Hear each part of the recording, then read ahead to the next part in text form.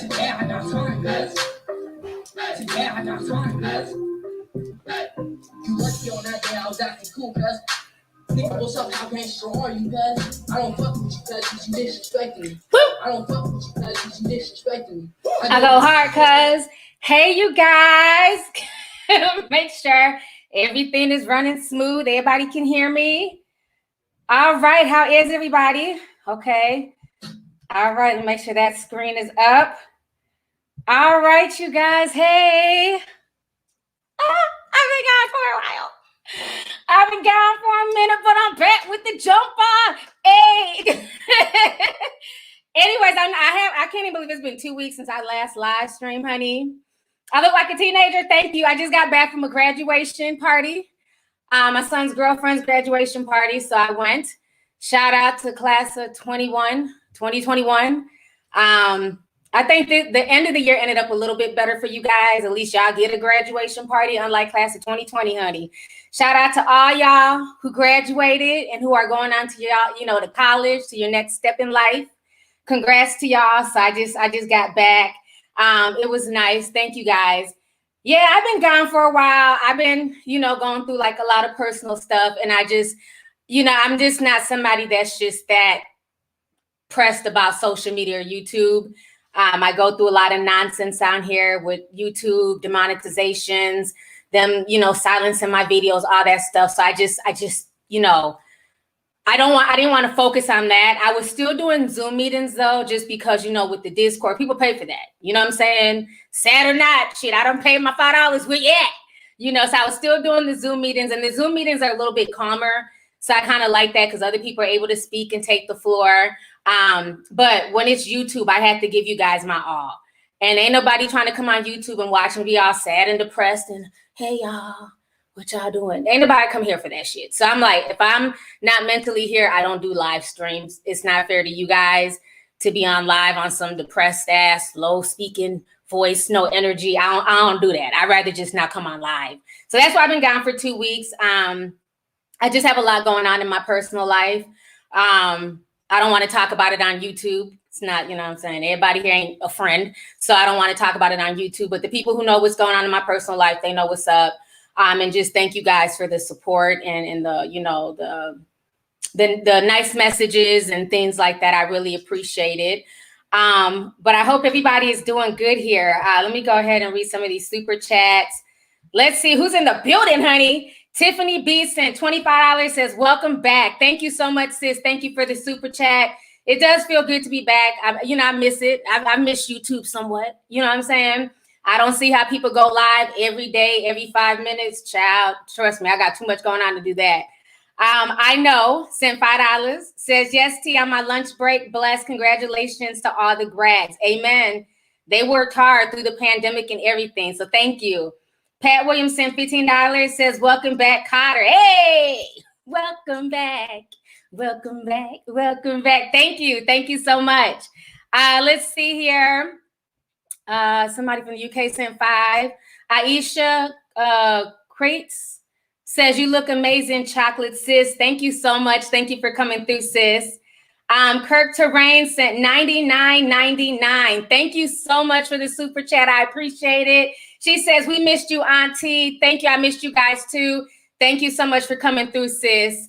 Carissa, hey girl. She says, yes, wig. Love you lots. Love you too, sis. Thanks for coming through.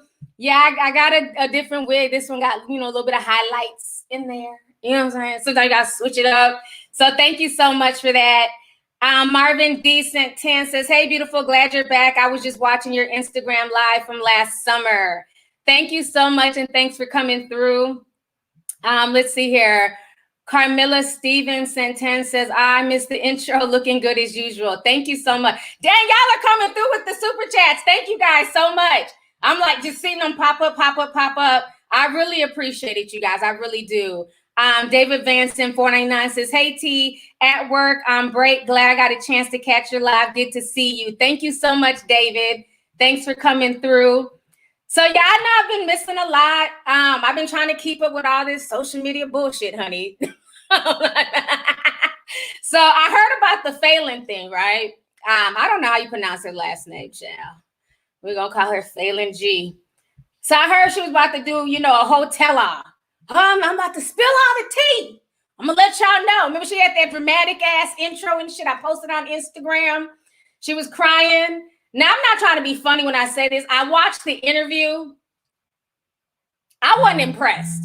Okay, first of all, to me, in my personal opinion, it was a snooze fest. Between the tears, the interviewer he was like tiptoeing on questions. He really didn't want to add his opinion.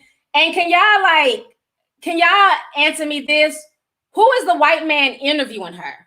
I'm not trying to be funny. I've not been gone for 2 weeks. Is he like the next big thing on YouTube? Because I'm like, well, who is this dude that she chose to do the interview with?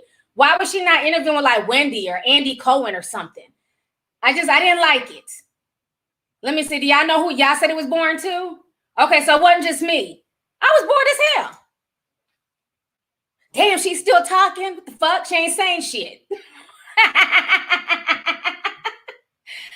It was boring. Somebody said it was boring and superficial. Somebody says he's Up and Adam. He's a YouTuber. I've never heard of him. Up and Adam. Well, Up and Adam, you didn't up and at the damn tea, boo. Okay? You left us with an empty teacup. I wasn't impressed. I think something like that, she should have took that to like a Wendy or Andy Cohen. Child. So I'm going to go ahead and play y'all some of this snooze fest. I just didn't like the more I watched it, I feel like all of this mess is contrived. It was too much walking on eggshells, trying to be politically correct. You know what I'm saying? She wasn't really trying to drag Porsha or say anything bad about Porsha. Almost like they're all in on something. It's just weird. Something like all this just seems contrived. I don't feel like she was expressing her real feelings, especially when she was like, oh, I didn't know about this until the rest of the internet knew about it. And then she said she doesn't blame Porsha. Now I understand when you're in a marriage, it's two people. It's you and that other person. So if that other person steps out on the marriage, they are definitely at fault and you hold them accountable. But guess what? I'm also going to hold the side chick accountable too. So I don't understand all this. I don't blame Porsha. It seems like she's still not trying to get on Porsha's bad side, which is weird to me. You know what I'm saying? Because they steadily keep disrespecting her on social media. So I don't know. I just feel like they're all in cahoots at this point because I got nothing from that interview. Let me go ahead and child, it was so damn boring. I don't even want to play y'all the full 6 minutes. I said, let me start at 2 minutes, some seconds, because the first minute was it was trash. Yeah, I'm going to start halfway. It's about 6 minutes, but we're not going to listen to the whole. I don't think we're going to listen to the whole 6. Let me go ahead and share my screen here. Give me just a second. I want y'all to just watch her disposition. Watch how she's talking. I wasn't impressed with this interview at all. All right, here we go. I fast forwarded a bit. I think the good stuff kind of starts around 250 something. Let me fast forward it some more. We're not going to start at 1 minute. That shit was boring as hell. There y'all go. Because they said that they were together for about 1 month before he popped the question to her. And obviously you wouldn't have all of those details. And I'm not trying to, continue to throw salt in the wound, right? But for you, he filed for divorce. Then he said, I'm calling off the dogs. And then from there, you thought you were going to go to therapy. You took vacations together. So this seems like you were sort of in limbo for a little bit in your relationship. When did you 100% know we're going forward with the divorce? I think after everything happened in the media, listen, there was one thing. There's a few things that I think they forget. One, it's that going through a divorce is already hard enough. 2, having to go through that divorce publicly.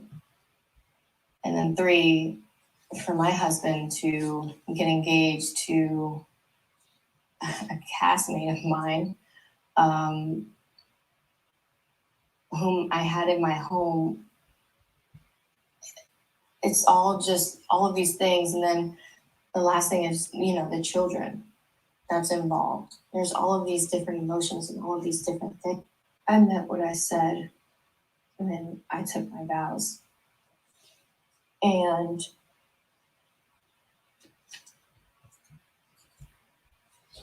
I meant what I said when I told Simon that I loved him unconditionally. And if he's happy, then I don't care. I don't care how. You know, if my husband is happy, then it's okay. It hurts like hell. But I have to applaud you for even saying that, just because I know there's so many people out there right now who want to see that reaction from you, that angry reaction where you just lash out. They want to see that you hate this woman. They want to see that you hate your husband. They want all of this. Sir, shut the fuck up. Nobody wants to see her lash out and be the angry Black woman. So let's not try and I have to cut it off. I was seeing all these sleepy faces. My audience is bored, okay? All I see is sleepy emojis and tiny violins. We're not feeling it. Nobody expected her to come out of pocket and to be angry. We've seen her with that fake angry shit against LaToya Forever on Real Housewives. We know she can get angry. That's not what we expected. But as you're watching that interview, it just does not come off as genuine. It comes off like she's acting. I just feel like at this point, all of this just looks scripted to me. You know what I'm saying? I ain't the damn brightest bulb in the damn pack. But all this shit just doesn't make any sense. And then even people match the pictures of the one that Porsha first posted with Simon. You know, these damn internet detectives, honey. They found like a little sail in the background, and they matched it when Simon was in the Virgin Islands or something like that back in January. So folks were saying he's been cheating with Porsha since way back then. I don't know if this is some type of weird threesome gone wrong. They were all, you know, fucking, and then he just decided to go with Porsha, but this just doesn't sound right. It's not about her coming on and bashing Porsha and saying she's a home wrecking whore. We didn't expect her to say that. But nothing about it is coming off genuine. All this, oh, I forgive him. Oh, it was both our faults. But every time on social media, he keeps blasting her. He done said that you were a cheater. You was cheating with some broke ass 25-year-old. Basically said that you was cheating on his $40 million. What is he? He's worth $40 million. Okay, and you're cheating with some broke ass 25-year-old, and that you're knocked up. They're steadily slandering your character. So I don't understand why she has all this like, you know, empathy for him. Say what you got to say, or, you know, shit or get off the pot. I didn't like it. I just felt like she was just tiptoeing and she's trying to play, you know, super victim and it's almost like she's trying to create a storyline for herself. And yeah, somebody said false humility. Yeah, it didn't come off as genuine to me. I'm really proud of you because, you know, most people would be expecting you to go off. No, white man, we're not going to do that. Don't say that everybody's expecting her to go off and be the angry Black woman. That's not what we're expecting. We're expecting her to be genuine. We're expecting her to bring the same energy that Simon keeps throwing at her. She's steadily trying to protect him, but he has no care about her and is steadily disrespecting her in public and even making her out to be a cheater, stating that she's pregnant and everything else. So I just found it very, very weird. Now, let me show you Simon and Porsha's response. Now, when I seen this, I fell out. I was here for it. Because if you want to sit there and be, you know, Melissa Meek, you know, meek and mild and not speak your true heart, then I don't feel bad no more. Okay? Because she had her opportunity to come on there and tell her truth and say, yes, I think it's messed up. There's somebody that I invited into my home, cast member or not. Let's take the Real Housewives out of it. Imagine if this was like a friend that you met in school, right? In college. Y'all got, you know, reading 101 together, some shit. And you bring her home, you know, come on through. I'm having a barbecue, you know, you can bring a friend or two. You know, I just want to meet some new people. And this person comes over, you know, you introduce her to your husband and everything else. And then you find out when the internet find out that this woman is fucking your husband. I'm sorry. It's not about, you know, going off and being angry. That's just all the way disrespectful. And there's a way you can get that across without being the angry Black woman, but call out the behavior. The behavior is just trifling. I don't care what anybody says. The behavior is just ratchet. So let me show y'all. So after it went viral, child, this was Simon and Porsha's response. I'm sorry, I was here for it. I said, oh, well, if she ain't going to take it for herself, they said, we don't care either. Let me turn it down though, because they're like dancing to Fantasia. I said these two have no shame. When I see you, you're always on my mind. When I you know, we can't sing on here. All right, watch this and watch Simon's hands. I got to turn it down and do commentary over the singing. Watch this shit.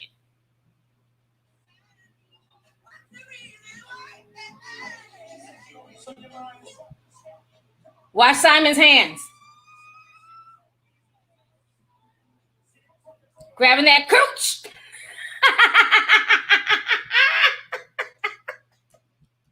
Simon was letting the world know, letting Dennis know, letting Falynn know. That's mine. Now they have no shame.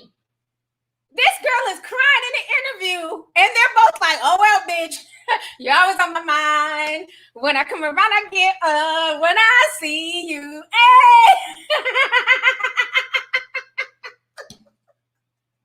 I fell out when I seen that video. I said, really, Porsha? Bitch, you ain't got no shame. He had his hand all on her coochie, honey. I said, oh, well. But yet and still, Falynn is steadily trying to protect this ratchet couple. I feel no ways. After I watched that interview and I seen Simon and Porsha's response, I said, oh, well, you should have drugged their ass when you had a chance. Because every time you turn around, they are steadily disrespecting this woman. All these public displays of affection, Simon grabbing Porsha's coochie while they're dancing. When I see you, you're always on my mind. He was on her mind, all right, even when she was supposedly being introduced to him at your house. Crazy. Just no shame. No shame at all. And yet and still, she's steadily trying to like cover up for them. That's why I said something don't seem right with the whole situation at all. Let me go ahead and read some of these super chats here. Sandra sent $2.99. She says, missed you, love. Missed you too. Thank you for coming through. Jayla Monet sent $2, says, hey, T, love you too. Thanks for coming through. What's up, Sketchnificent? He sent $4.99, says, miss you, T.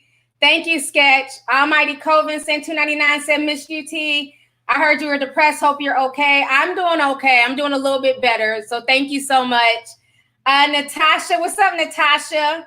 That's my Haitian homegirl. She says, I'm Natasha here from Haiti. Looking good, T. Love you. Looking good, girl. Thank you so much, Natasha. Thanks for coming through. Pat Williams. Oh, yeah, I read that earlier. Thank you, Pat. Let's see here. Carmilla Stevens sent 10, says, I missed that intro. Looking good as usual. Thank you so much, Carmilla. Let's see here. Brian sent 5, says, today is my 24th birthday. I've been watching you for 10 years now. Happy birthday, Brian M. And thank you for coming through. I appreciate the super chat, love. Enjoy your day. Dr. Hadassah Sari sent $4.99 and says, hey, T, I've been missing you. I am Tira Monet 12 on the Discord. Okay. Thank you so much, sis. And thank you for the super chat. MD 499 sent $4.99 says, finally caught a live. Been watching you since your 33rd high school girls caught twerking video. Followed you over Daily Motion. Followed you over to Daily Motion and all. That was an old video from back in the day. Remember when I told you I had to go create a Daily Motion account because YouTube had to monetize my channel for no reason and like 10 people came? I guess he was one of the 10 people. Thank you. I appreciate you. Because everybody else was like, nah, we're not going over there. Shy Guy sent 5, says, hey, T, I missed you. Been watching your old streams, waiting for you to come live once again. Thank you so much. I appreciate it, love. Marcus, the CEO, says, hey, Auntie, can't stay, but I want to send you some love before I go. Thank you so much, Marcus. I appreciate that. Kayla Babe says, miss you. Hope you're well. Will we see a house tour? I don't know about all that. You know, I don't like showing out where I live, honey. You know, everybody don't be happy for you. So I don't know. Think about it. But thank you so much, sis. Hi, 4L sent $4.99 says, hey, T, glad you're here. These streets are cold without you. LOL, continue to be blessed in all that you do. Thank you so much, sis. I really appreciate that. Ashley Renee sent $99.99. Thank you so much, Ashley. She says, I miss seeing you. Your smile is gorgeous. You are glowing. Got off work really early. I can't wait to get into this tea. today I got time, cuz I hope this super chat goes through. It came through, and thank you so much once again. I really appreciate it. Just E sent $9.99 says, "Child, I just watched your breakdown on all your R. Kelly episodes. Thanks for the tea. You are more than welcome. Thank you." All About Me sent $10 says, "T, I missed you, girl. Continue to take care of yourself and be well. You're helping me out of my depression." Wow. Thank you so much. So y'all, I appreciate it. I'm getting a lot of super chats. I really appreciate it, you guys. But yeah, this whole look, people said don't show them nothing. People wanting house tours. Yeah, you know, like I said, I don't know. I'm not big on that. Even when I moved into this house, I don't trust a lot of folks on social media. Everybody don't be happy for you, honey. You know, and this is my own custom house that I designed, you know, came out of my head, worked with the architect. I'm very proud of my house. I don't know if I want to show all that off on social media, but, you know, I'll think about it. I'll show certain rooms. I don't know if I want to do a whole tour or not, just because, you know, there's a lot of, you know, weird people in this world, honey. They'll just sit and be mad and be watching your shit, hitting dislike, watching everything you got. Fuck that shit. Keep that weird demonic energy away from me, okay? But I'll think about it, though. But yeah, this whole situation with Porsha, Falynn, Simon, I don't even want to say Dennis, because it looks like Dennis is just minding his own business, you know, cooking up hot dogs and shit. So he ain't paying attention to none of this fuckery. But I'm not buying it. Something about this just does not sit well with me. And even LaToya Forever, she came out and she said this today. Let me show y'all what she had to say. I think, no, actually said it yesterday. Let me show y'all what LaToya had to say about the situation. So this was after, I guess LaToya must have sat down and watched the interview too. And LaToya was not here for the interview. This is what she said. Let me show y'all this. So, LaToya's so messy. "Whatever Falynn, no last name, said is a bold-faced lie. Please focus on your fourth baby daddy respectfully."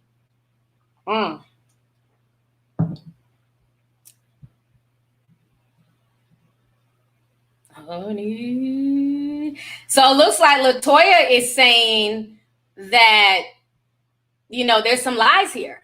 Something is not adding up. And there was even one part where she was crying. I want to show y'all this other part. And she's saying that she doesn't blame Porsha. I want y'all to see this. It just does not come off as genuine to me. It just, everything about this situation is looking more and more contrived. We live in a day and age where folks will do anything for fame, for clout, to go viral. So y'all go ahead and watch this really quick. Blame Porsha for your divorce? No, no one has that power over my life, my husband's life, and our marriage. No. However, Simon and I were the ones who were married to one another. We're the ones who created a family together, and built a life with one another. I blame the both of us. He is to blame. I am to blame. And that is all. Okay. Whatever came after that, I'm not saying it was right. I'm not even saying it was wrong. But no one has that power besides Simon and I. Okay. Well, moving forward, Even the white dude's like, okay, bitch. Well, moving forward, it's like you could tell he wanted to say more. Like it's just too contrived. Let me say this. This is what I'm peeping about Simon and people like Simon. It doesn't matter how much money folks have, how much, you know, fame they once had. Social media fame is a hell of a drug. And I don't know if maybe his businesses are not like, you know, what they were supposed to be. Maybe he's losing money because of the pandemic. But it seems like he's more worried about chasing fame behind Porsha. And Porsha definitely needs a storyline because nobody cares about her and Dennis's storyline whatsoever. The whole, you know, Breonna Taylor thing, that storyline is over with. So I definitely see this whole Simon situation being another storyline. And if Falynn can use this to jump off, maybe she knew her marriage was already ending. They weren't happy together and she wanted an exit. So why not make all of this into a storyline where, you know, Falynn can still look like the, you know, the good guy. It might land and, you know, it might turn into some like, well, not acting, but like some modeling deals. She can probably model. She's pretty and thin. Maybe some modeling deals, put her on some magazine covers. You know what I'm saying? Then Simon is getting the fame that you could just tell he's a fame whore. Okay, he won't stop going live. He won't stop, responding, constantly posting shit on social media. Sir, how about you go run your $40 million business? Why are you on Instagram every day?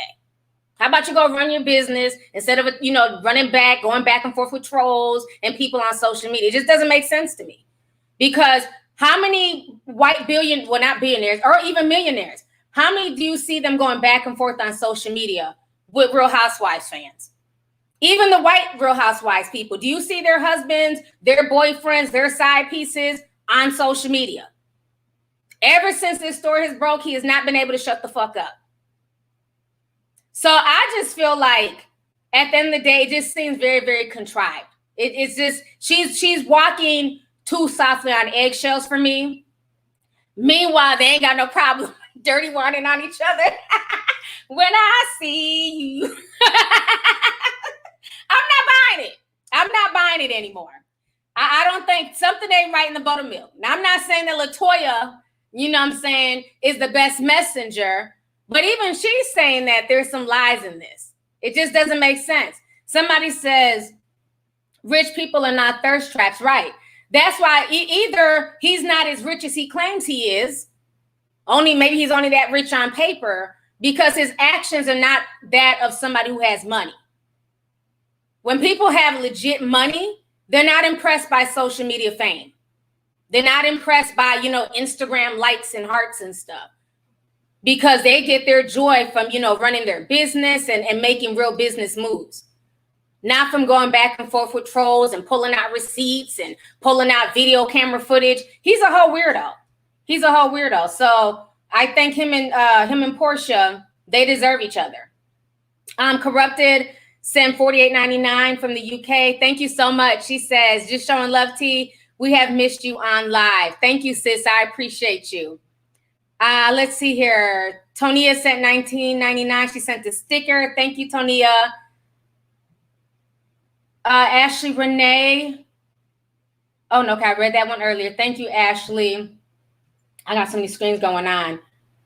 Makia says that's not him on social media. That's Porsha, LOL.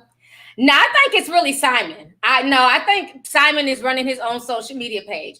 Now, Porsha might be telling him some things to say, but he's definitely running his own social media page. Because I can't believe how messy he is. And the way he goes back and forth with his ex. And it's like, even if y'all are not together and you're mad at her for whatever reason, as if she did something, why not think about the kids? At the end of the day, they had a blended family. And I think his moves and the way he's acting is just all the way disrespectful. And at this point, I wouldn't be surprised if she did this for a check, for more fame, because none of this makes any sense.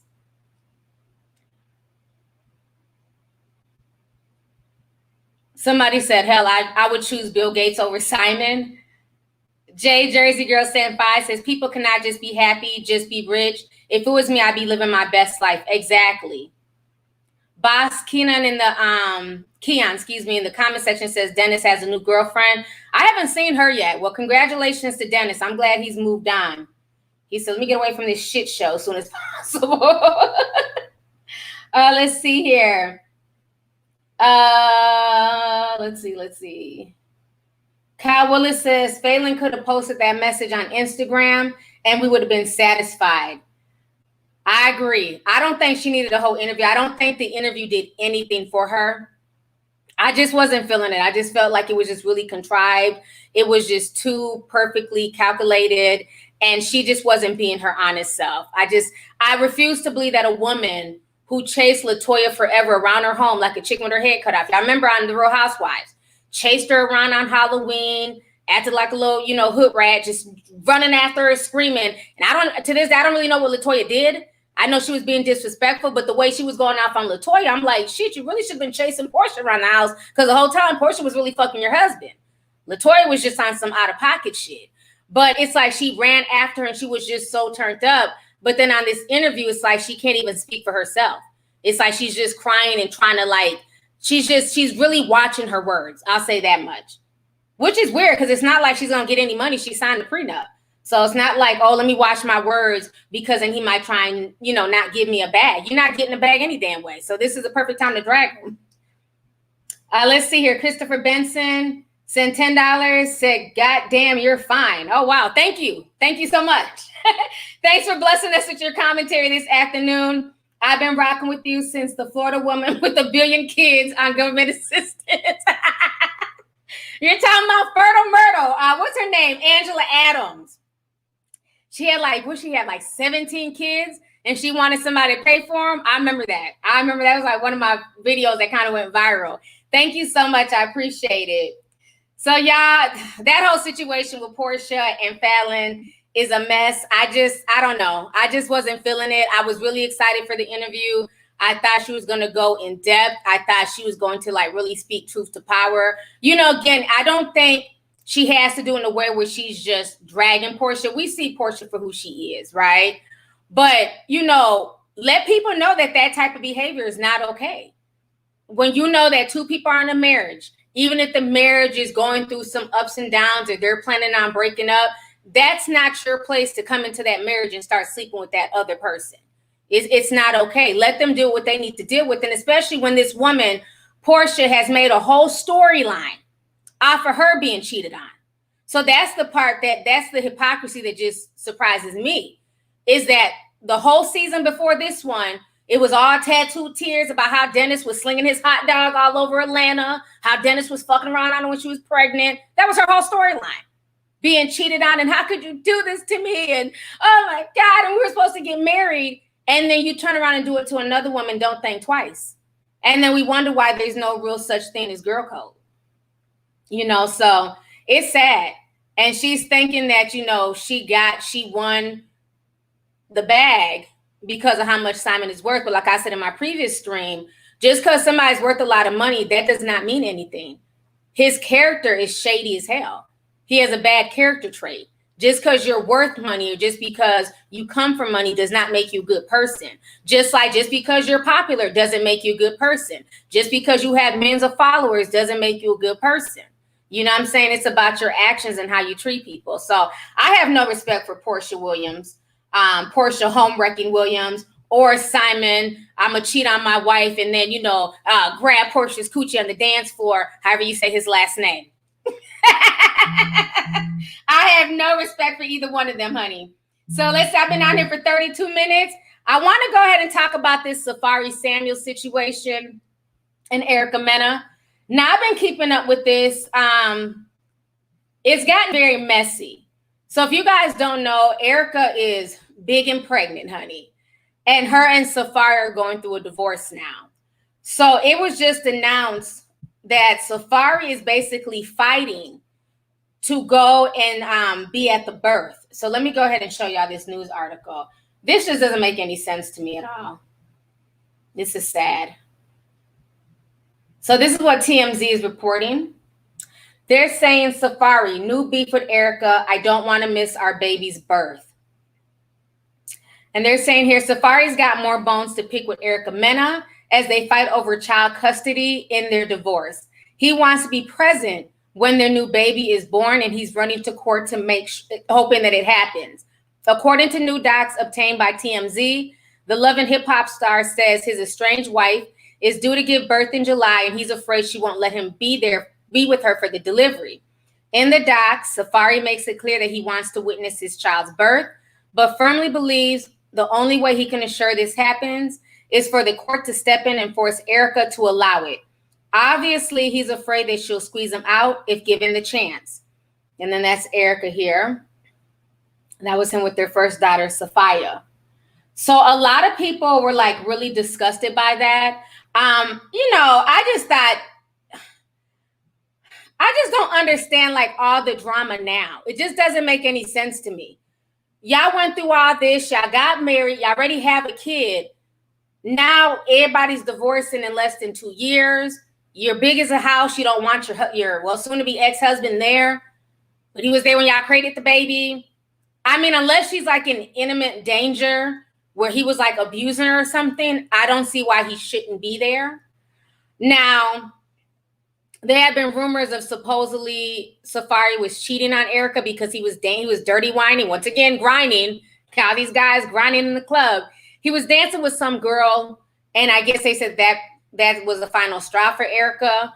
But then rumors came out that Safaree's allegedly got somebody pregnant. Now, what I didn't understand about this is I didn't see any receipts. I see all these major blogs running with this story that he impregnated somebody. But then as I'm reading all these stories one after another, I don't see no receipts. I don't see no side chicks coming out. I don't see any pictures. So I'm like, well, where's the proof that he got somebody else pregnant? So let me show you. This is the proof I guess they're running with. Bambi, Scrappy's baby's mother said something. And they're trying to say that they're using that as the aha moment. Make sure it's on here.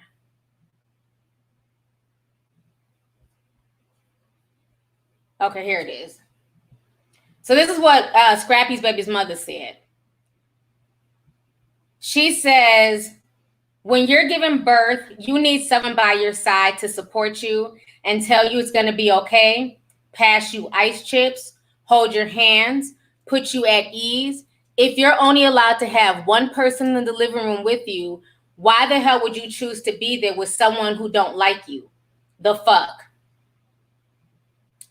So that is what they're saying. But then Erica also responded because she was very upset. She was getting drugged on social media.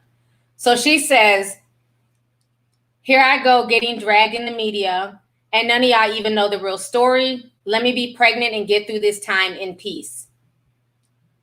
So I don't know if maybe I'm slow. I'm confused. How does that equate him having a whole baby on the way?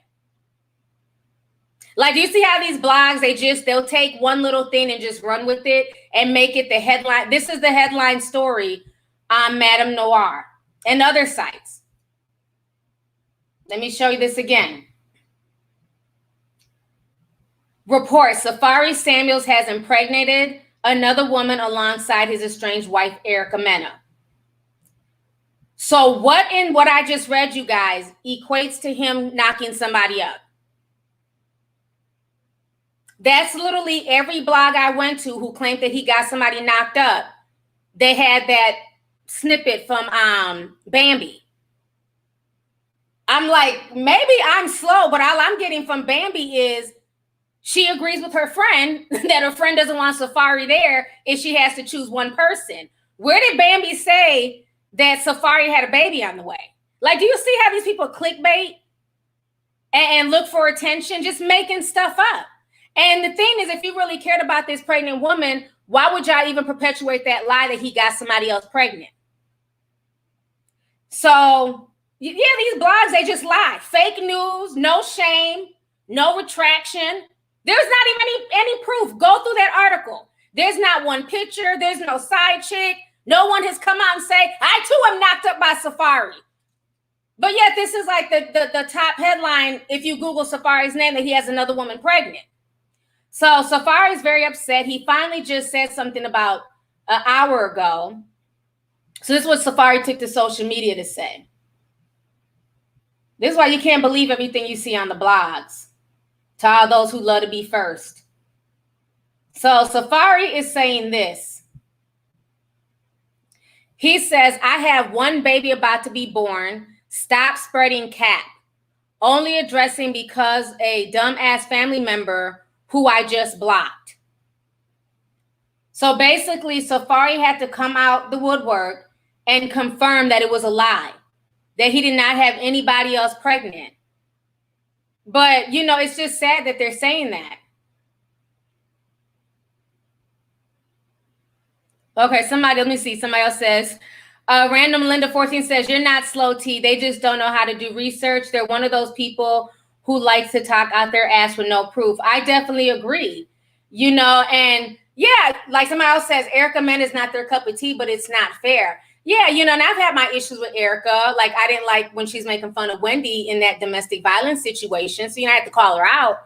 But I mean, other than that, I don't, you know, have any personal issues with Erica. I think she's a beautiful girl. I think I'm sad that they're not working out, though. I really thought that they'd be able to work it out and, you know, get through whatever and be together. because I know she really wants a relationship and he really wants a relationship.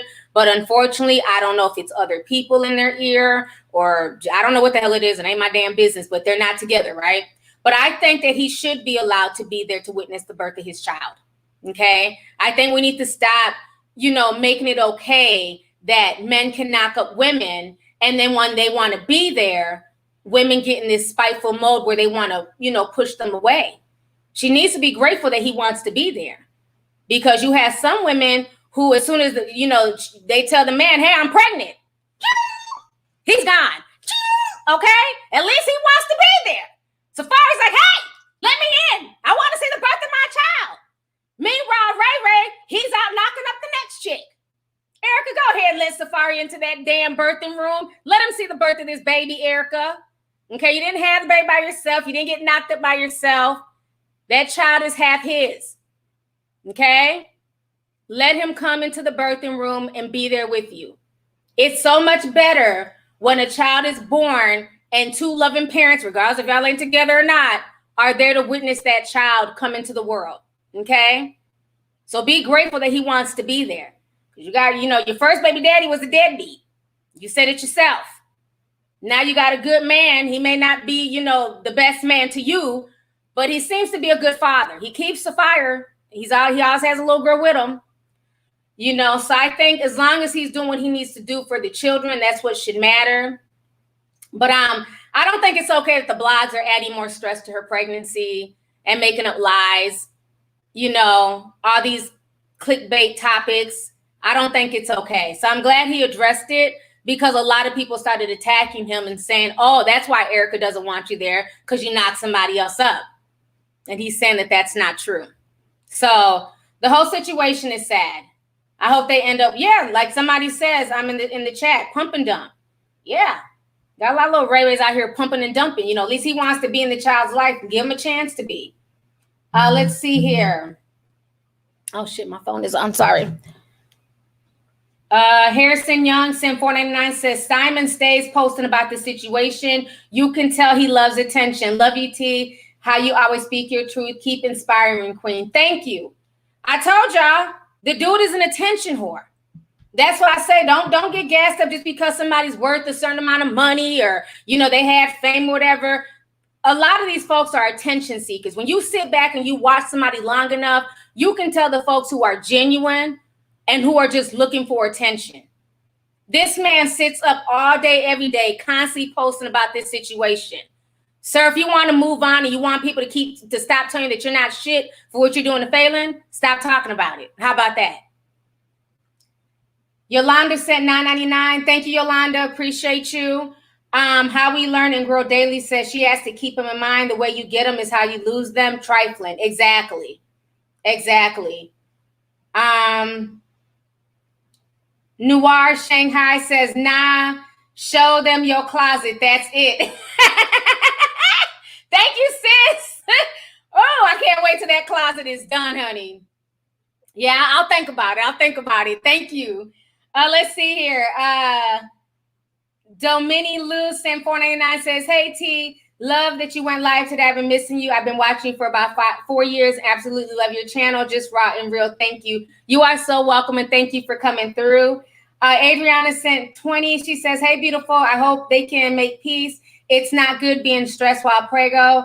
By the way, I'm pregnant, and my baby jumps every time she hears your voice and laughs. Oh, that's so sweet. Congratulations on your pregnancy, and thank you so much for the super chat. I appreciate you. Andrea Clinton sent $10. Thank you so much, Andrea. Let me see what you wrote. It kind of cut off. She says, what do you think of Monique and her bonnet hobo tour? Oh, God. I thought I was going to get away without having to speak on this Monique situation. Can I get a sip of tea real quick?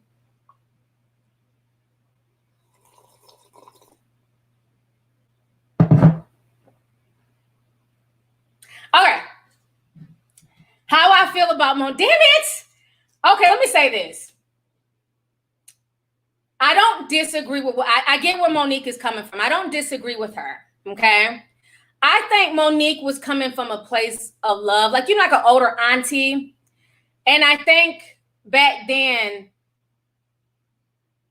even not even back then, but like a lot of times you were taught to carry yourself a certain way. Because when you go out in public, it's how you represent yourself. And not only how you represent yourself, how you represent your parents. Like my parents, they didn't play that. Like we had to go to school. Our clothes would be ironed. We didn't have a whole lot, but our clothes were clean. They were ironed. Even though if I had to wear the same shirt twice in a week, that's why I get offended sometimes when people like would make fun of me on Instagram. Like, oh, you wore those shoes in a picture that you posted 2 months ago. Oh, you wore that black shirt already, bitch. Why did they invent washers and dryers? Bitch, I rewear my shit. I wore this jacket probably 2 months ago. So what? A lot of y'all rewear your shit. I'm not going to buy something one time and throw it in the trash. That's how I was raised, okay? So you went out, you carried yourself a certain way. We weren't allowed to walk around with scarves, rollers. Remember back in the 80s? In the 80s and 90s, people wear rollers on their head. We were not allowed to do that. You keep yourself looking a certain way once you walk out the house. But I will say this, what I've noticed with this generation, it's more like an anything goes. I'm not saying all of y'all, but some of y'all, like even some of the boys, look like just rolled out of bed. Mine included, I've had to get out now. You're not coming with me to where I'm going dressed like that. Go upstairs, get some nice clothes, press them out, and then you're going to come out with me. I'm not about to just walk around with wrinkled stuff. It's about presentation. So I believe that's what Monique was hitting at. It's about presentation, that when you're going somewhere out in public, like it's different if you're just, I guess, running to the corner store maybe. But she's saying that she's seen women at airports in like whole pajama outfits, slippers, bonnets, things like that. And so I think she was coming from a place of love. And regardless if you agree with her or don't agree with her, because everybody has the right to agree or don't agree, right? I like the fact that she said, you know what? I said what the fuck I said, babies. Okay? Y'all can be mad at mama. Y'all can be mad at auntie, but I said what I said. I think I respected that more than what the hell she damn said. Can I get an amen? Because I get so tired of celebrities saying something, and as soon as the social media backlash brigade comes, then they're apologizing, then they're backtracking and pussy popping. I said what I said. I don't like to see people outside with bonnets. If you like to see people outside, if you wear bonnets, that's your business. I don't like to see it. So I like the fact that she stood in her shit. I respect that.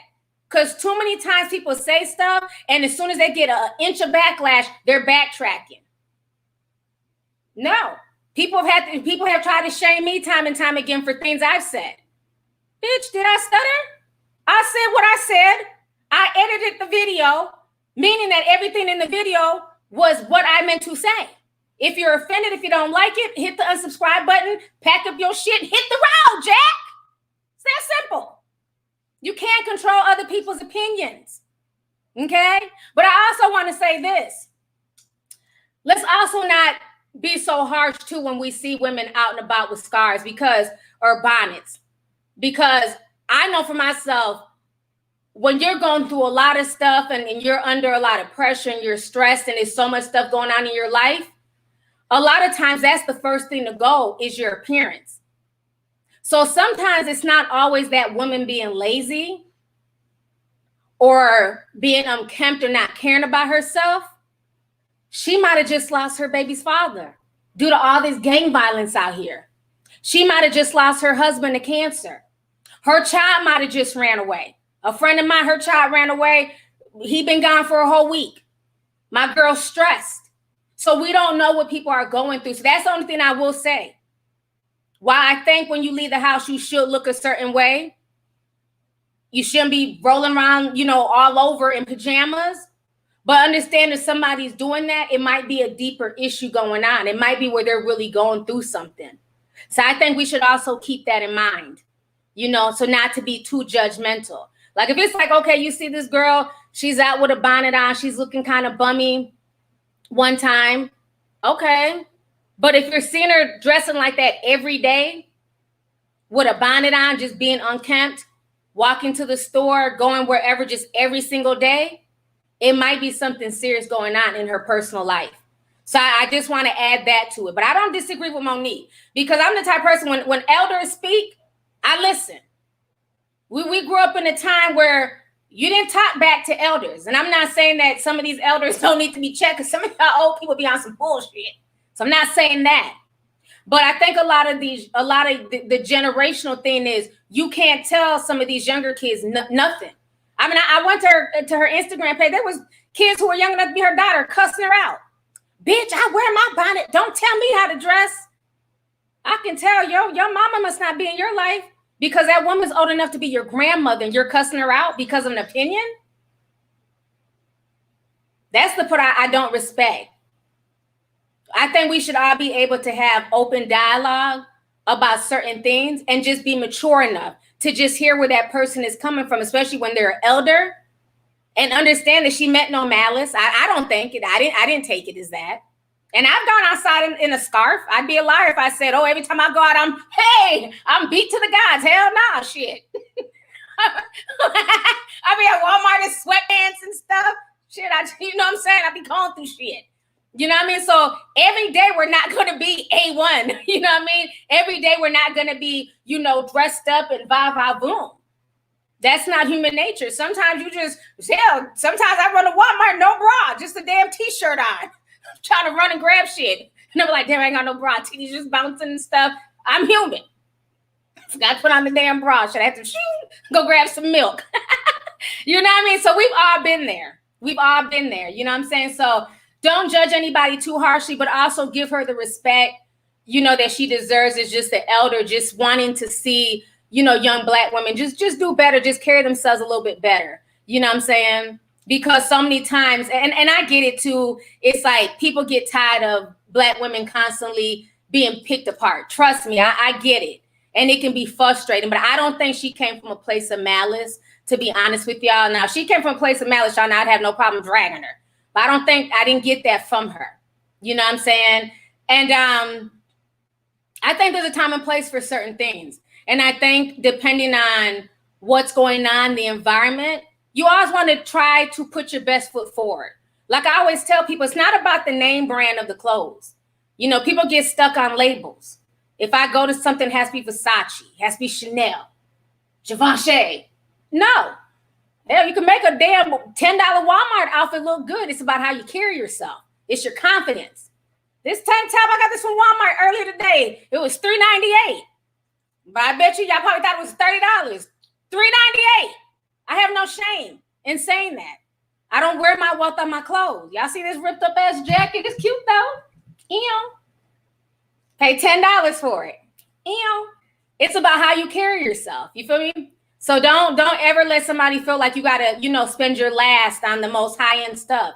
It's about carrying yourself well, making sure your clothes are neat, representing yourself in the best way that you can represent yourself. And I think that goes for all women across the board. Look, somebody said Walmart, which one? Shit, all of them. I get these. Yeah, you can get them. There's all types of colors, real soft. There's all types of them. So I'm not rubbing on myself, but it's soft, like a soft material, very comfortable. I said, shit, under $4, let me get all 4 colors. Y'all know me, I shop at Walmart, honey. I ain't got no shame in my game. People like, but you got money, you a YouTuber, so that means I should go buy a $100 tank top. It does the same thing as this $4 one. It holds my breast. I'm just keeping it real. You know what I'm saying? I'm just keeping it real. Yeah, thrift stores, people go, to all types of places to get clothes. It's all about how you carry yourself. You know what I'm saying? I've seen girls wear a badass H&M outfit to certain events, and you would think it was something high-end, and it's not. Had on a $20 H&M outfit with some bad shoes and a cute bag. And their hair was whipped, makeup was on point. So it's just all about how you put it together. But yeah, I definitely get the frustration, because so many times we feel like we're being picked on, as Black women, but everybody's not picking on us. I think Monique came from from a decent place. Let's see. Any other questions? I know it's been a while since I've caught up on stuff. Let's see here. Virgin Islands Finest sent $20, says, T, I totally agree with you on that. That bonnet shit is gross. Yeah, it was. I couldn't believe how big the debate got. There was folks wanting to cancel Monique. I was like, all that because she said she doesn't want to see people out in bonnets. I don't think that was something worth canceling her for. There's way more disrespectful stuff I've heard people say to Black women, and y'all haven't canceled them. So I'm not going to cancel Monique for that. Dance Valley said 999 says, I love your truth, T. I feel like the younger generation like me didn't respond to it well because it feels based on respectability politics from white people's standards. Okay, I didn't even look at it like that. But yeah, don't take it as so much when people say that because they don't want you to embarrass them in front of white folks, because I think that's what you're getting at. I think it's just even deeper than that. It's just wanting to see like this generation of kids just kind of respect themselves more. I mean, half these dudes they're like, everybody's just walking around in these tight jeans, can see their underwear, not wearing belts. You know, it's just the way, just cleaning yourself up. Just like the girls, just cleaning yourself up, keeping yourself a little bit more representable. And it's not about trying to, carry yourself a certain way for white people. Because personally, I don't give a damn what white people think. I don't wake up in the morning like, I wonder what the white man thinks about me today. No, don't give a shit. But I do care what my family thinks, what my kids thinks, what people, who know me, what they think about. I do care about their opinions. I'm not going to let it change me, but I do care.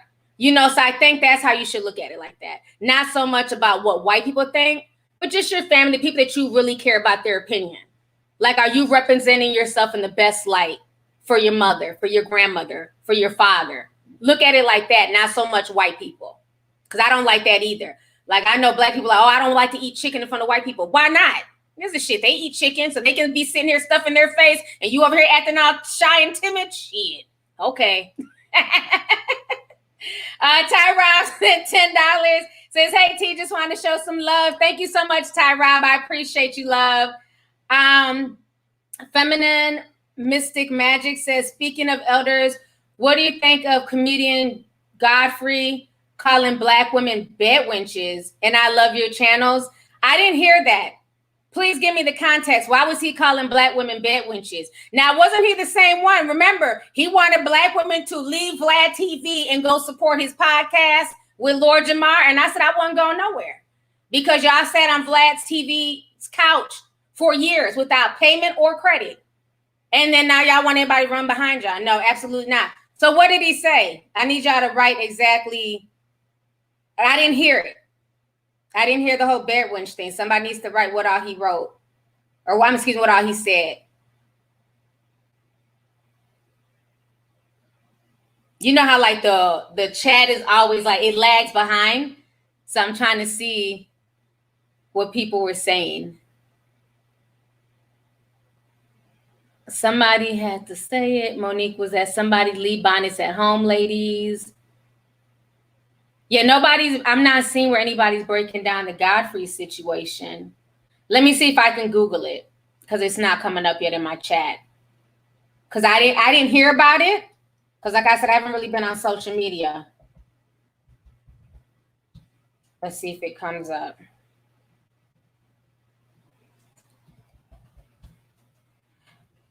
But have you guys noticed? Yeah, nothing is coming up. I put in Godfrey. They're talking about Godfrey hurricane boats for sale. When I put in Godfrey bed wench. Okay, somebody says he had a problem with interracial relationships on health. He was talking about Black women being with white men. Okay, now the answers are coming up. Okay, so he was talking about Black women being with white men. And so they're bed wenches if they date white men. I'm confused because has he not dated white women? Did that make him a bed buck? I'm confused. Most of the men in the industry date outside their race. So why is it an issue when a Black woman does it? I don't get that. I think that's really silly. Yeah, I don't like that. I don't like that at all. I don't think that's okay. And one thing I've noticed, I don't know if you guys have noticed this, it seems like a lot of people are building their careers and their podcasts and their social media presence off of disrespecting Black women, because again, people get up in arms, people get upset. They know Black women are going to come for them, but nothing is going to be done. They're not going to be canceled. So it's almost like they're using Black women and their energy and their essence to piss them off just to get, a platform built. most of these guys that are doing commentary now, a lot of it is based off of their issues with Black women. And it's sad. It's really sad. But yeah, I didn't know he said that, but I know he's dated outside his race. So I think that's silly. Like, why does he care who Black women date when he dates outside of his race? Doesn't make any sense. Let me see here. Beanies, hoodies, hijabs, check. Bonnets equal unkempt. Yeah. For some people, I wouldn't consider hijabs. That's somebody's religion. That has nothing to do with it being unkempt. But I would say the same thing with do-rags. I mean, I don't see as many guys walking around with do-rags because I know a lot of guys are using those little sponge things and they have their hair like in like little locks. But I remember when do-rags was like a big thing too. You know, people wearing do-rags like it was going out of style. And I didn't think that was okay, you know, either, depending on the situation. Like, I guess if you run into the store, but should you be wearing a do-rag to work and, you know, the other places and environments? So I get that, but I don't agree with hijabs. That's somebody's religion.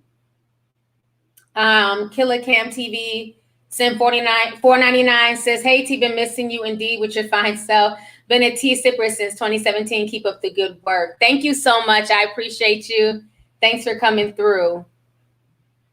Okay, I've been on here an hour. This is going so fast, you guys. Ann Valentine sent 5 says, love and respect to you, lovely T. Thank you, sis. Thank you for coming through. So I got to get on this story. Let's see. Brevon says, men used to wear do-rags all the time and men were not criticized for it. Yeah, I don't think it was a lot of people that criticized them publicly, but I know some people talked about it, that they didn't like seeing guys in do-rags. So I guess it just depends. Jay Jersey says, Godfrey saw an insurance advertisement with a Black woman and a white man, and he was spazzing out on IG Live. The hypocrisy, though. You know, and that's the thing I don't understand. You know, not trying to get into the whole Black men versus Black women shit, because I don't do that on my channel. But I don't get, like, why that bothers people. But then in the same breath, if a Black woman says that she's bothered by interracial dating or, you know, a Black man dating outside of his race, she's a hater, she's jealous, let that Black man live his life. You know what I'm saying? It's like, you will get attacked if you say that. But then when a Black man like Godfrey is saying something like that, it's supposed to be okay. And I thought we were all supposed to be in a place where whoever somebody finds to love them and who they want to be with, that is their business. Like, it is so hard out here to find like real, true, genuine love, like facts.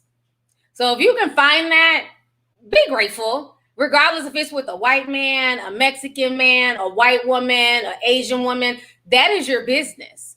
But it's sad that when it's a Black woman dating outside of her race, it's like, it's met with a lot of hatred. You know, and don't get me wrong, you do have some Black women who sit up all day on the shade room.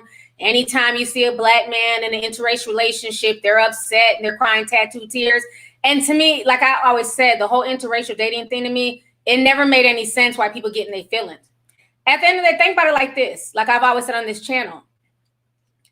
You can't fuck everybody in the world.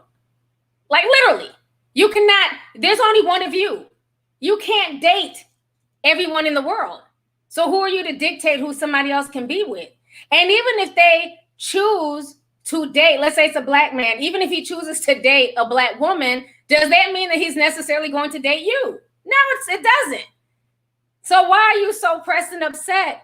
You know what I'm saying? Even if that Black woman in the commercial, you know, decided that she wanted a Black man, does that mean that she's necessarily going to choose Godfrey? Absolutely not. How about we live and let people live? It doesn't make any sense to me. But again, like I said, that's the new hustle. Tearing down Black women. It's the new hustle. I don't get it. Let people live their life. I've had people mad at me because I'm like, I don't care who Black men choose to date. You should care. No, I don't care. I don't have the energy to care who anybody dates. It does not affect my life that much. I don't know that person. So what do I look like sitting up under their Instagram page all day, every day, calling them a coon, a sellout, a white woman lover. That is so stupid. It's wasted energy. Imagine the energy that it takes to sit up under somebody else's Instagram page. They don't know who the hell you are. You know who they are, and you're just hating all day. That same energy, you could be using it to go get a man or to go get a woman. How about that? Yeah, it just doesn't make any sense. You know, and the way, unfortunately, the way so many Black women are treated on social media, especially like, I just feel bad for like the younger generation of girls, because I'm just like, I couldn't even imagine, especially like younger dark-skinned girls, because it's like, it's just like all this unnecessary hate and vitriol for whatever reason. But it's like, when you're constantly being told that you're not good enough, and, you know, other races are better and other races are up here and you're down here, and that's all you're seeing on social media, then why do these same guys get mad when women say, okay, well, fine, I'm going to go where I'm celebrated and not tolerated? That's just human nature. Who's going to keep begging somebody to love them if they're not willing to do that?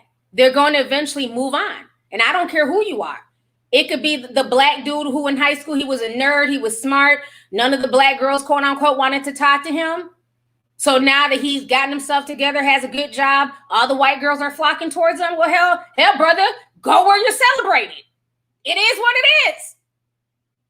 I think people worry too much about other people's lives and, you know, who they choose to be with, who they choose to sleep with.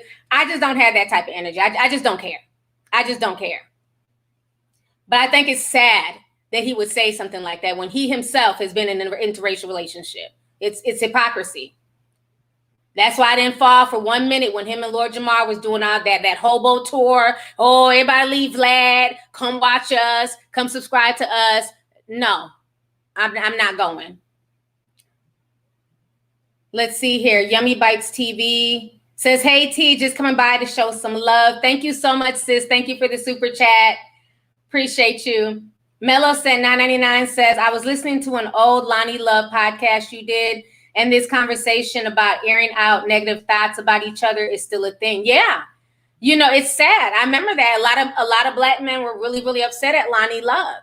And I think she did that because for so long you see Black women being attacked on social media for their dating preferences and things like that. So it's almost like as soon as she got somebody, it's like, you know, I got me a man now. It's like is she still with that old white man? I don't even know. But it's like she kept talking about it. And, you know, a lot of Black men were taking offense to the things that she was saying. I just think nobody should do it. I think as Black people, we should just support each other, you know what I'm saying? And stop tearing each other down constantly on social media. Like, it's just, at this point, it's embarrassing. It's just embarrassing at this point. It's sad. Asia Muhammad, what's up, sis? She said, hey, sis, you missed my first super chat. I guess my name is too hard to pronounce, LOL. In regards to Godfrey, Black men may not wear do-rags, but no one says anything about their pants sagging. Well, they did, though. In the 90s, that was a big thing. Pants sagging? Oh, people did that. I remember this was like back in I was doing YouTube, so maybe like 2010. They were starting to fine guys in like certain cities in the South. If your pants were too low, you could get like a fine for sagging pants. So Black men getting drugged for sagging pants, that's been a thing since the 90s. So no, that I can't co-sign that. Black men were definitely drugged for sagging their pants, and especially because the history of sagging your pants came from prison, where like the inmates would sag their pants to let other inmates know that they were willing and able. You do the math. So yeah, they've always gone in on Black men for sagging their pants. Male Sensitivity sent $25. He says there's more context to Godfrey's commentary than the chat is giving him credit for. He did not say he's against interracial relationships. Rather, he was calling out the growing prevalence of Black women, white male pairing in advertising. Okay. And I can say that I do see a lot more of it, but again, what does it matter though? You get what I'm saying? If every time you go on social media, there's all this black men versus black women, and black women are ratchet. Black women at the bottom of the barrel. Black women are, you know what I mean? So that's the problem, is that if he's bothered, or whoever's bothered by these interracial commercials, then I need them to use their platforms to uplift black women more. I think that'd be a nice thing. But I'm glad that you wrote more of the context. I appreciate that. So thank you. Let's see here. Ngozi says, showing you some love, mommy. Thank you so much, sis. And thank you for the message on Discord this morning. I appreciated it. So let me go ahead. I got to talk about this case before I go, because this case really upset me when I heard this. Jazina sent 10. She says, hey, T, missed most of your live. Did you hear about the 6-year-old boy being shot by his Asian neighbor? We're about to talk about it right now, so you came right on time. So if you guys do not know, this case, like, I was in shock when I first heard it. I'm going to go ahead and play you guys the news story here. Give me just a second. Where is the news story? Okay, here it is. So it's of this little 6-year-old boy. His name is Colby. And basically his Asian neighbor, he's been having issues with these kids. It's summertime. These kids are out of school. They're running around the neighborhood. They're doing what the hell kids do. They're playing. And the little boy says that first the neighbor tried to hit him with a sledgehammer, but he was too fast and he ran. Then all of a sudden the neighbor put out a gun and shot him.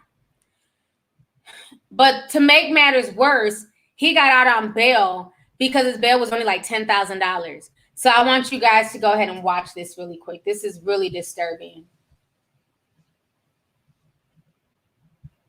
Okay, here it goes right here.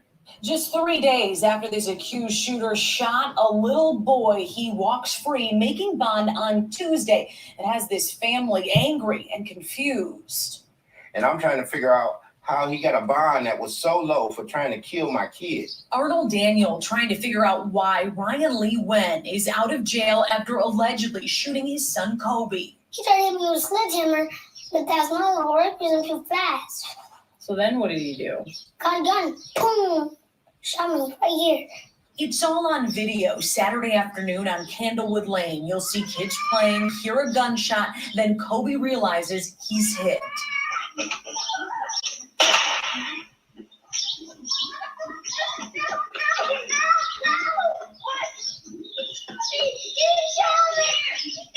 Le-Nguyen allegedly fired through his front window. The bullet went in Kobe's arm and out the other side.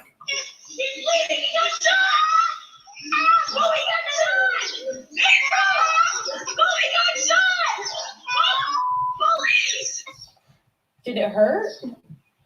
Yes. You point to it? Show us where it's at. Right now, he's not even processing exactly what happened. You know, he don't realize how close he came to not being here.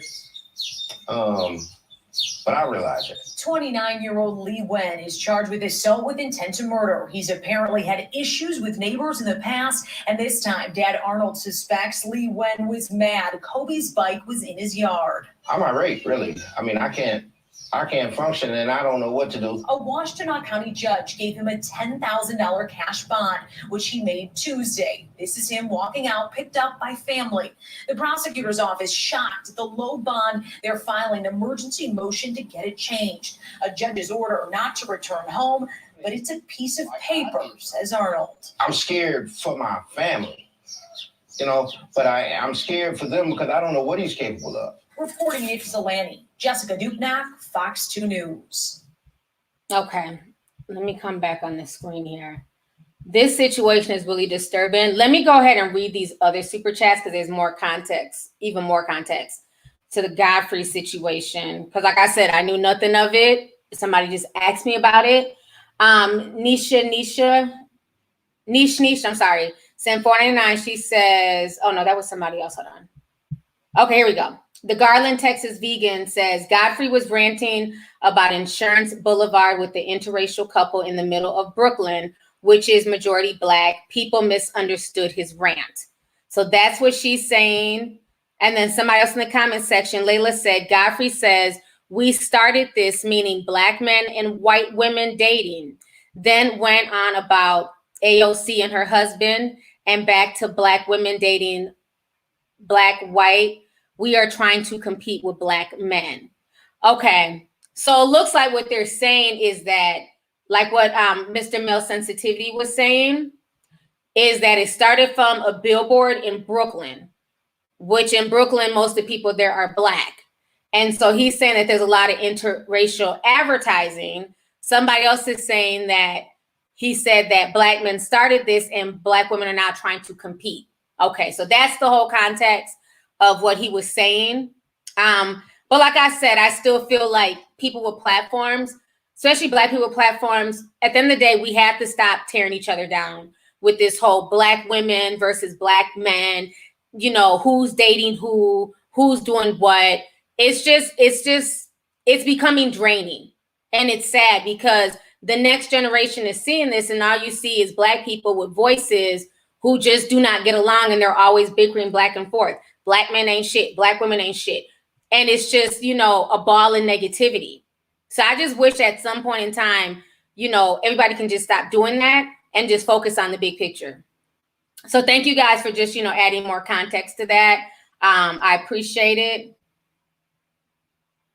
And then now somebody else is saying he was tearing Black women to shreds. Until I watch it, I'm not commenting anymore. I got to watch it myself. But like I said, that's what they're saying in the chat. Y'all can argue with them in the chat. I don't know. But to the other person, Niche who sent 199, she said, did you hear about the kid that blasted Diddy on TikTok for stealing his business idea? I did hear about that. Child, I'm not shocked. I'm not shocked about Diddy stealing anything.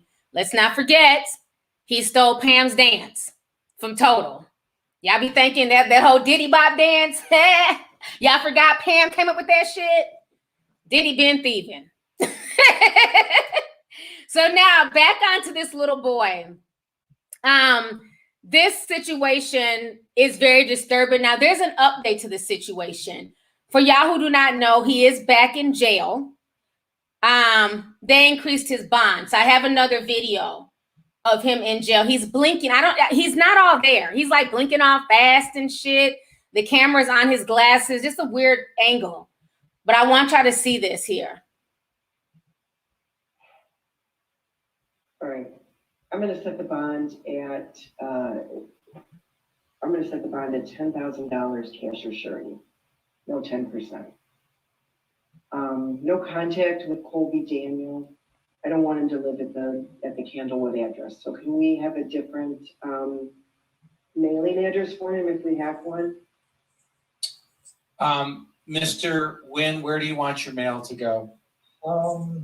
Can I go to my father's address, which is 5709 Cary Drive, Ypsilanti, 48197. Yes. Okay. And then Mr. Simon, do you want him to give me his email now or do you want to do that? Sure, that's fine. Okay. What's your email address, Mr. Le-Nguyen? Okay, so let me go ahead and come back on the screen here. He's definitely trying to act like he's slower than what he is. All that blinking and shit. Bitch, quit blinking. Ain't nothing wrong with you. Because you knew enough to go chase a child with a sledgehammer and then turned around and went in the home and got a gun and then shot him. The thing that bothers me with this whole situation is, one, I noticed when it hit social media, Black folks were in an uproar, as we should have been for this baby. Okay. They had said that he supposedly worked at the Food House. And so people took to the Food House's social media. They were dragging the Food House. Let me go ahead and show you this. So much so that the Food House had to come out and make a statement. Food House was saying that, you know, they don't support him. He don't work there. This is what the Food House is saying. They said, we understand there's a terrible tragedy that happened on Sunday. Our hearts go out to the family and the child that was hurt. We understand that it was carried out by a former employee of ours.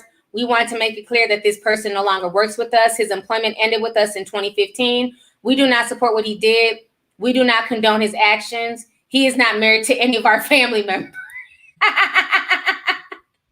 Fuck out of here. First of all, I'm not buying it. Where did people just get that from? Why would all of a sudden he ain't worth this since 2015? Bitch, you know he was back there chopping up carrots and celery and shit. I'm not buying it. I believe he was working up there. They just put that statement out because they didn't want to claim him. Because that was his most recent job. That's how folks found it. All of a sudden, oh, we ain't seen him since 2015. He's not married to nobody in our family. Nobody asked you that. So y'all have provided extra information that lets me think he must be married to one of y'all's daughters or nieces or aunties. Because ain't nobody asked you all that. He ain't married to nobody in the family.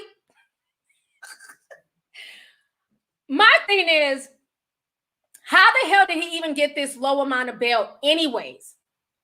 On top of him being able to bail out, he went right back to the house where the crime was committed, and the little boy and his family still live in the same neighborhood. How was that okay? If that would have been a white child, let's keep it real. If he was not mixed, if he was a full white child, what's his name? Ryan or whatever. I'm like, let me get his name right. I don't want to just make up an Asian name because then they'll be like, you're racist. Ryan, yes, Ryan. Okay, I had it right. Ryan Le-Nguyen. Had he shot a white kid, he wouldn't even got out, let alone got bail. And the fact that it took the black folks on social media to, you know, put up all this outrage for them to go back and rearrest him and raise his bail, to me, that's not a win, okay? Because he should have never had that low bail in the first place and been allowed to go back to that same neighborhood where he could easily terrorize that kid. And I'm going to say something else. And this is no disrespect to the father. I felt like the little boy was more about that life than the father. I don't know what we going to do. He's across the street. I'm like, somebody shot your child. And I'm not saying the father should go over there and go, you know, shoot him or nothing. I'm not advocating that. But I'm sorry, but Ryan would have to get his ass whooped. Am I alone in that? Am I just the crazy parent? The justice system is not doing their job. You shot my child. Think about it. That baby Kobe was running. It wasn't like he was a sitting duck. He was running. So he could have easily missed. The boy ain't but 6 years old. He could have easily shot him in the chest, shot him in the head. He could have killed that baby instantly. There's no way in hell Ryan could just be living across the street, living his best life for 3 days before the media came. Our whole family would have been over there whooping Ryan's ass and members of the Full House restaurant just on GP. I don't know. I didn't like it. The daddy was too docile for me. The son was more about that life. He was like, yeah, he tried to hit me with a sledgehammer, but he couldn't because I was too fast. Then he came back and was like, pooh, and shot me. I'm sorry. I didn't, the father,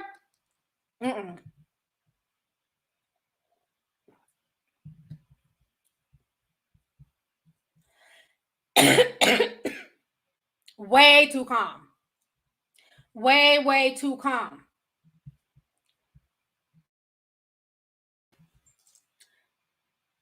That man had nothing but contempt for that child. He didn't care about none of the other kids there. And what was even more disturbing, right? Let's not forget, anytime there's been these random videos of Asian people being attacked by black folks, they're not even being shot. Crazy black man punches an Asian person in the back of the head. It's all over the news, national news. Everybody's talking about it. All the Asian pundits are coming out. Oh, this old Asian grandmother was attacked. This old Asian man was attacked by a black man. Stop the Asian hate. And I get it. Nobody should be attacked. Nobody should be violated. But where are all these pundits? These same Asian pundits, anytime an Asian person gets hurt, where were all they to condemn Ryan Le-Nguyen? I didn't see any. I'm gonna be honest. I didn't see any. Maybe I missed some. So that's my issue. I don't like that.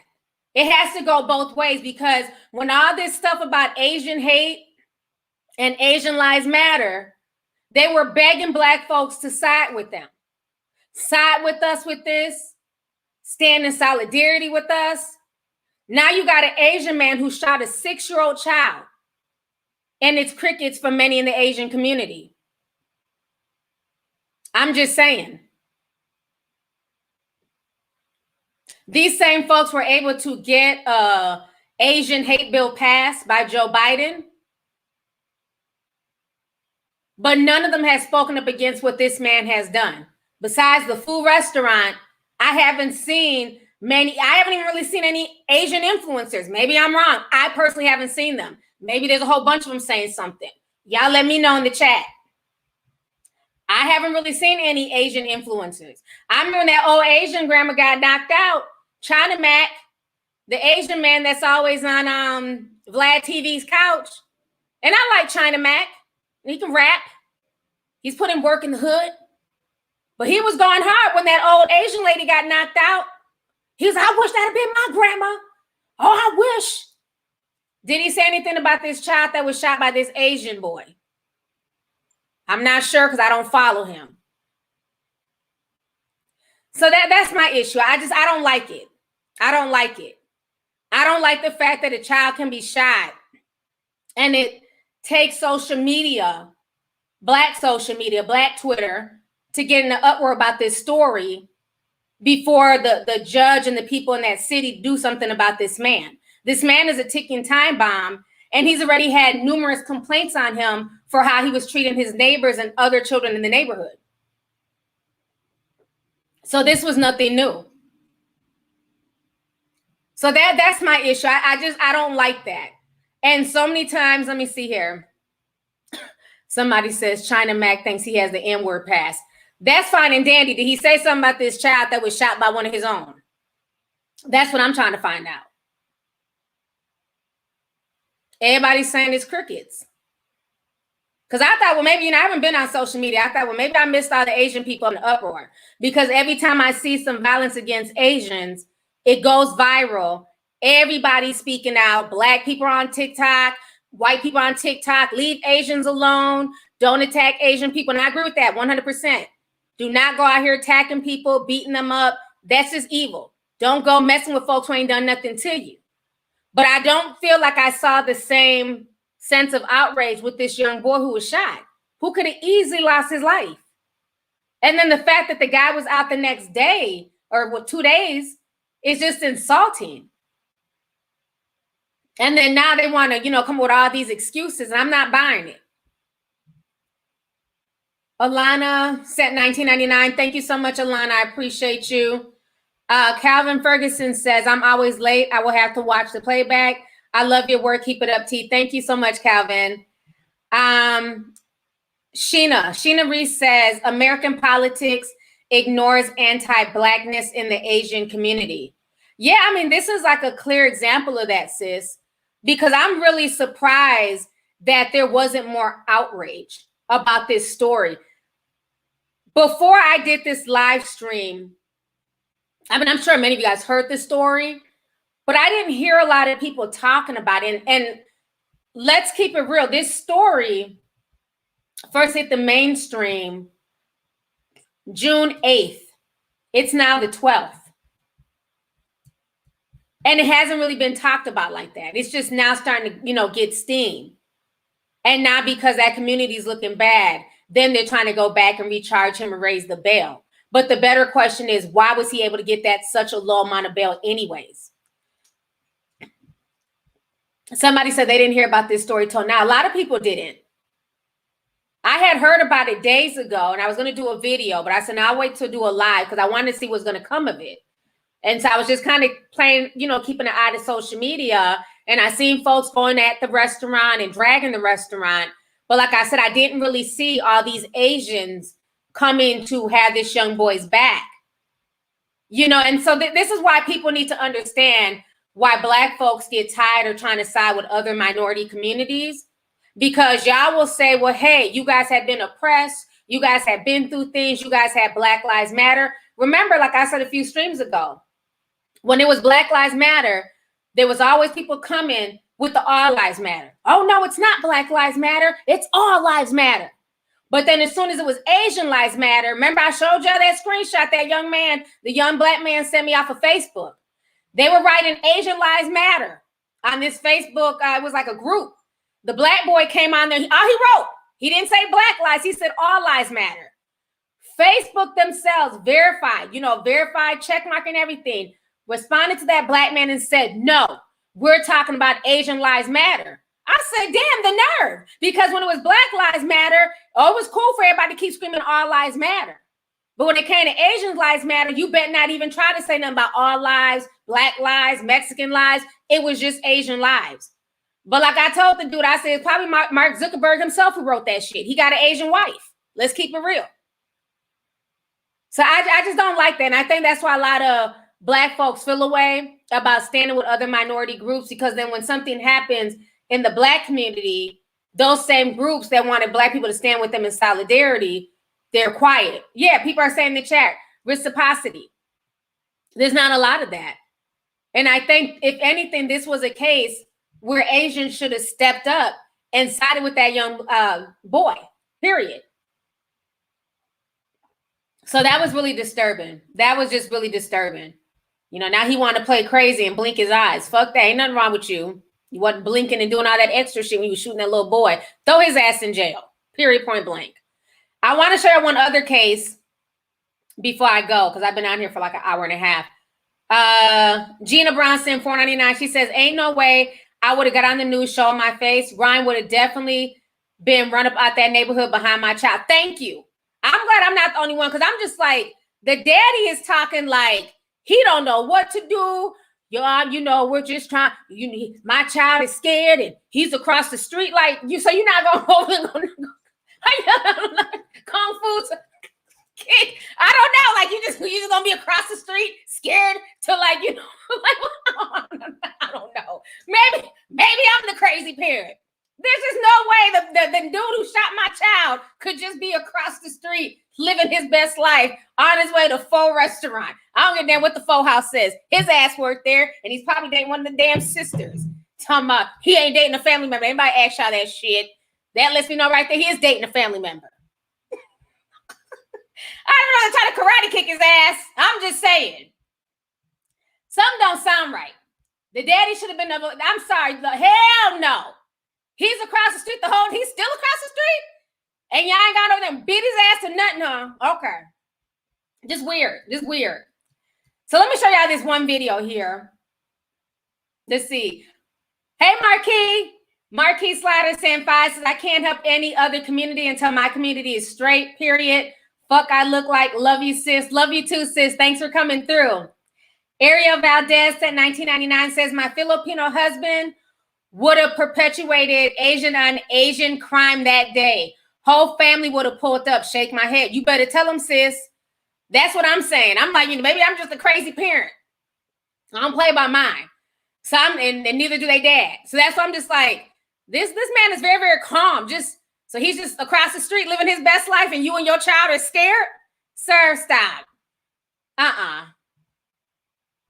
Let's see here. Tessin 1499 says, hey T, recently I seen a few Asian YouTubers call conspiracy between the media playing blacks versus Asians. Also seen some talk about how anti-black they can be, holding their community to task. Yeah, the media definitely plays a part in a lot of the stuff that's going on. I was calling that back out months ago. Like I said, remember the guy it seems like everybody has forgotten about him. Hell, I can't even think of his name off the top of my head. The one who went to the spa and got to shooting everybody. What was his name? Anybody can, please tell me. Y'all remember his name? Because I don't remember it off the top of my head, and I'm not even trying to be funny. Do you notice how, okay, somebody said China Mac spoke out. So China Mac spoke out about the little boy? Okay, good. If he did, that's a good thing. Do you notice how it was the white dude who went into that spa and did all that mess? Robert Long, thank y'all, because like I said, I can't even remember his name off the top of my head. They don't even talk about him no more. It went from this white dude who was an incel, who was upset because he couldn't get none or whatever, went and shot these people. Half the people in there weren't even Asian, but that's a whole nother conversation. But they want to spin it like it was all Asians who got shot. It was not, but okay. But since then, have y'all heard any mention of Robert Young since? I haven't heard anything. It seemed like after that situation, they kept using Asian and Black violence against each other. I'm like, why do y'all keep pulling up videos of Black people attacking Asians, but you're not talking about the guy who supposedly went into this Asian, not one, but what, 2 Asian massage parlors and shot multiple people? Why y'all not still focusing on that? So yeah, I definitely believe that the media plays a big part in a lot of the division between the Black and Asian community. They definitely do.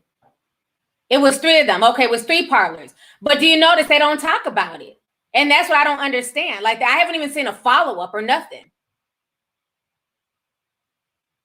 So now I have one more thing to show y'all before I go. I've been on here for almost 2 hours. We got 9,500 people in here. Welcome, welcome. Please hit that like button. It's free of charge. Let's see here. Nick Ogor says he want to act blind now with all that blinking, but oh boy saw. Facts.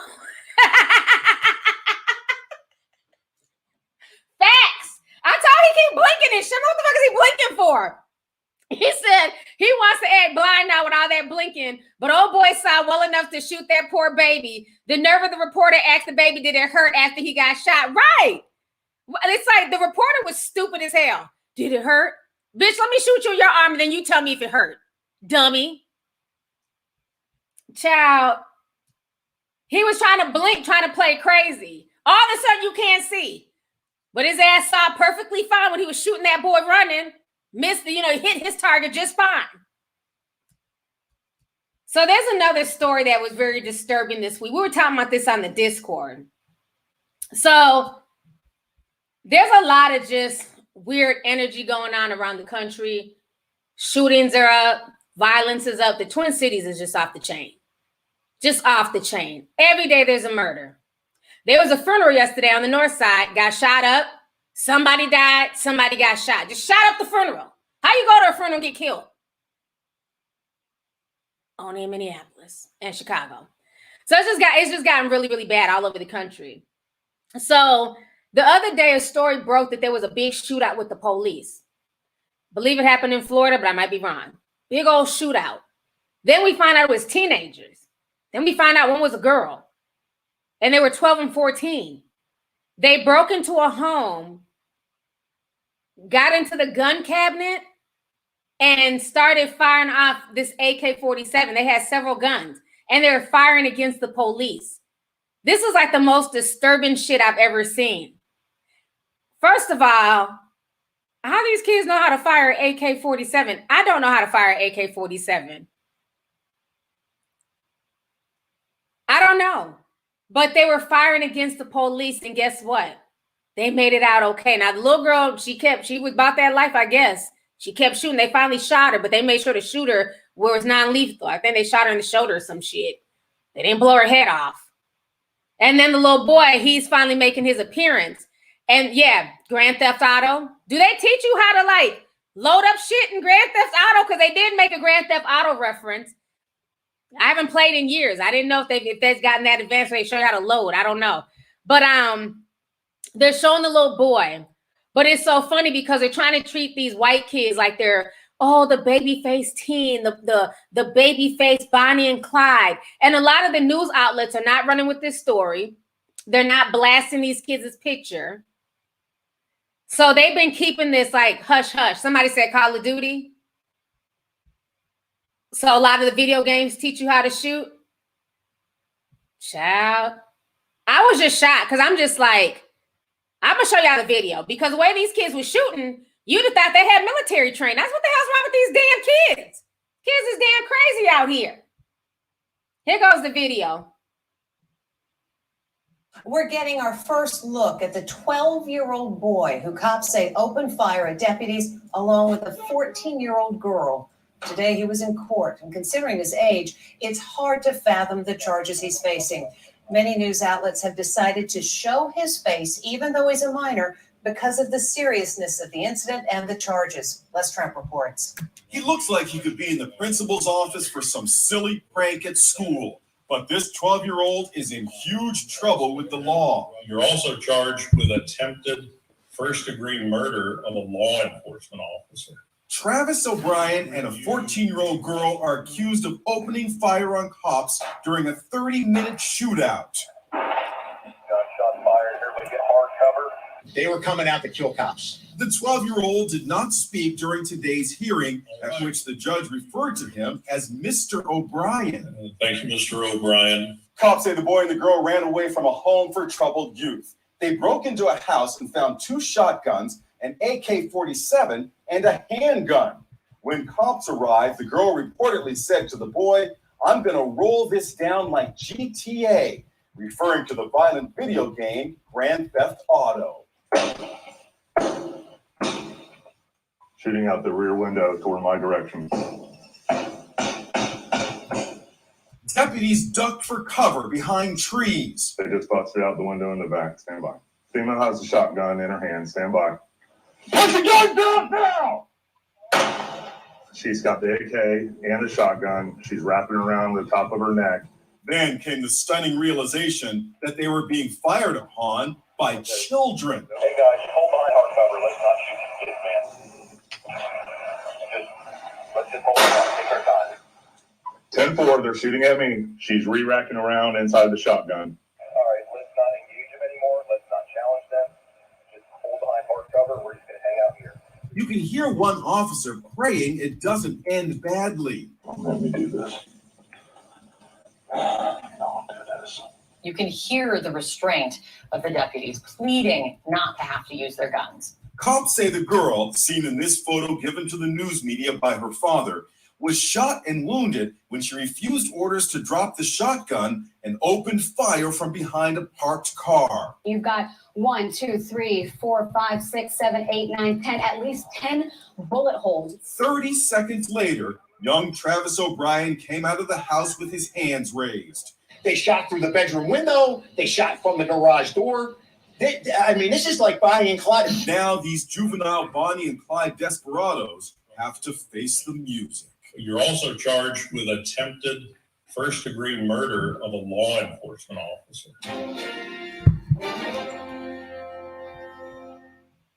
Child, y'all see that? Now, what I find very interesting. Now, what I find very interesting about that is that they were saying that many outlets are not trying to run their picture and everything else. But who remembers that 12-year-old boy was like a 12-year-old and a 17-year-old and a 16-year-old? They had killed somebody, like a crackhead or something, in the park. It was like a drug deal gone wrong, and they were all on the run. They had no problem blasting all 3 of them in the news media. I think they should be treated the same way. I think everybody should be running their picture. This boy and girl, they're both very violent, and they literally had a shootout with the police. And I just think it's just really disturbing. I don't know what type of energy is out here, what type of demon time all these folks are on, but something is just not right. Something is not right with all this stuff that's going on lately. And it's so, and I think the saddest part is listening to how those officers had restraint for these 2 kids. Because I'm sure most of the kids in that area were white kids. I'm assuming. But it's like you could tell how they had restraint. The one was praying, like, I don't want this to end badly. Just stop. But with Tamir Rice, I keep thinking back to Tamir Rice, how he had a toy gun. He wasn't even pointing it at a police officer. He's playing by himself in the park. And how that cop rode up on him, and within 10 seconds, he was dead.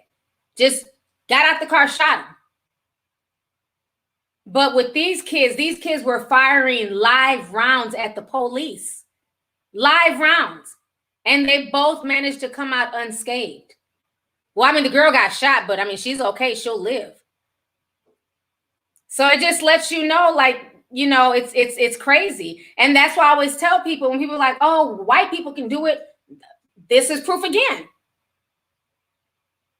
Little white kids being violent, and they're able to make it out.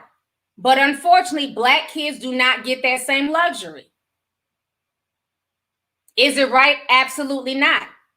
But it's fact. They were shooting live rounds. Wouldn't stop. They did not stop until they ran out of bullets. And then once they ran out of bullets, it was like, oh shit, now what? And they both were able to come up out of there. And now they're trying to like feature him like he sat there quiet. He looked like he was in the principal's office. Nah, fuck that. He looks like a damn stone cold killer. Stop trying to butter him up and make him look innocent. His ass wasn't sitting still when he was shooting at the damn cops. He's a thug. Just like if that was another race of child. He's a straight up thug. They had the media tries to make it seem like all of a sudden, you know, oh, he's so, demure and quiet and, he looks so innocent. No, he's a thug. He's an attempted murderer. Let's see here.